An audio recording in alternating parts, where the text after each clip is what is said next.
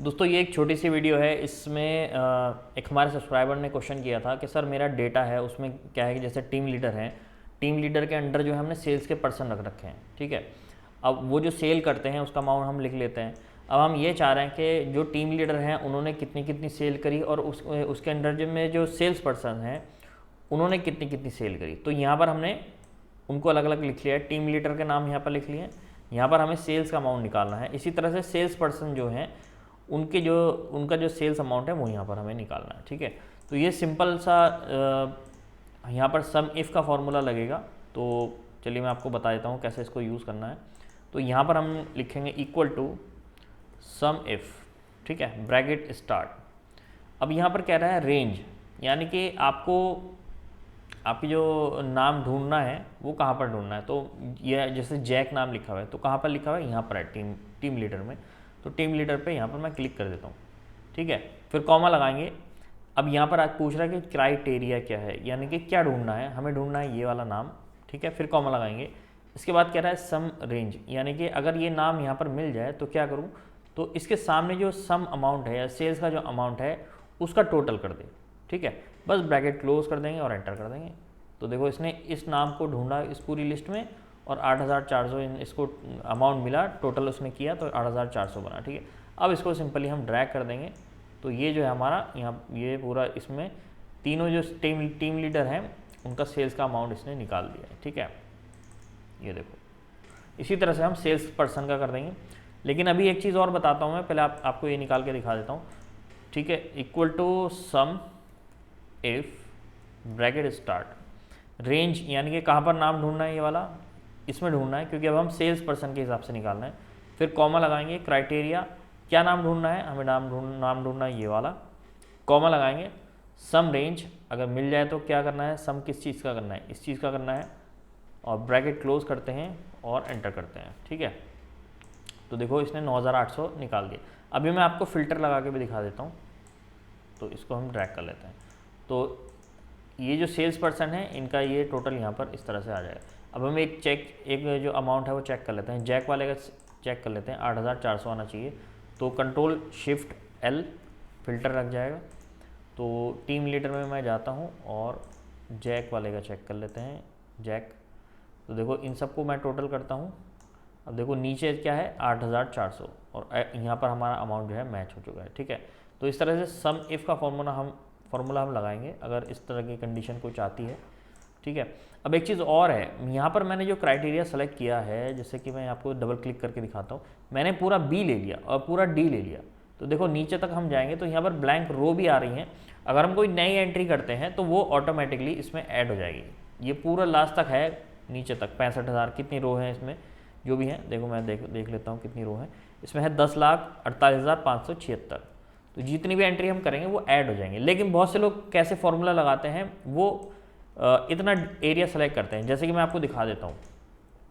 तो equal to sum if bracket start range, तो वो क्या करते हैं, वो रेंज लेते हैं इस तरह से, ऐसे भी कर सकते हैं।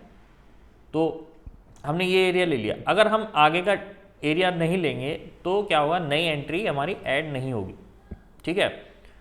मान लो हम यहाँ तक का लेंगे तो यहाँ तक की ही एंट्री हमारी नई वाली ऐड होगी। बहुत से लोगों का डेटा ऐसा होता है कि ये जो डेटा है इसके नीचे एक दूसरा डेटा पड़ा हुआ है, यहाँ पर दूसरा डेटा पड़ा हुआ है, नीचे तीसरा डेटा पड़ा हुआ है। तब उस कंडीशन में आपको, जैसे मैंने लिया था ना, ऐसे नहीं ले सकते क्योंकि नीचे तो दूसरा डेटा है तो वो गड़बड़ हो जाएगी। आपको नीचे का डेटा भी उसमें जो है टोटल में ऐड हो सकता है। तो उस कंडीशन में आपको अपना एरिया सेलेक्ट करना है इस तरह से, और अब इसको फिक्स करना पड़ेगा डॉलर लगा के।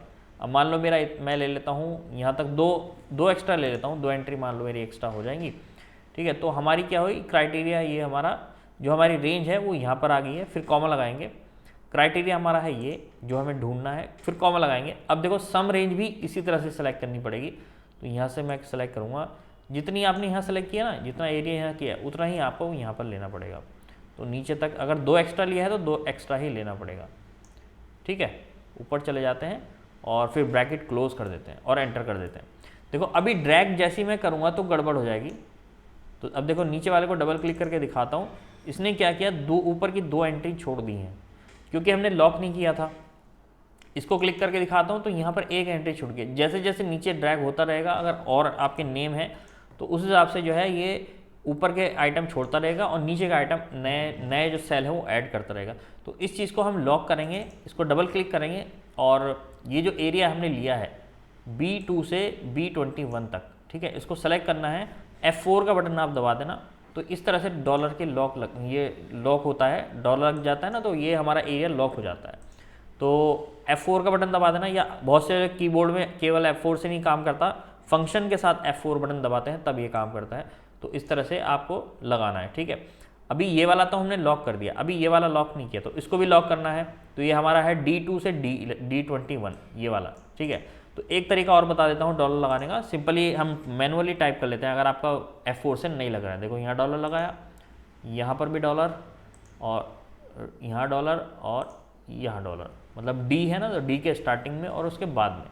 तो अगर हम ये डॉलर लगा देते हैं, देखो एंटर करता हूँ तो क्या होगा, हमारा एरिया जो है, इसको ड्रैग करते हैं। अब देखो नीचे वाले को डबल क्लिक करता हूँ तो एरिया जो हमारा लॉक हो चुका है, अब ये खिसकेगा नहीं बार बार। तो ये गलती लोग करते हैं कि सर हमने डॉलर लगा दिया है, नहीं लगाया है। ये डॉलर क्यों लगाते हैं, बहुत से लोगों को ये भी समझ में नहीं आता। तो इस वीडियो में मैंने आपको बता दिया है कि इस तरह के डॉलर लगाने से क्या फ़ायदा है, ठीक है।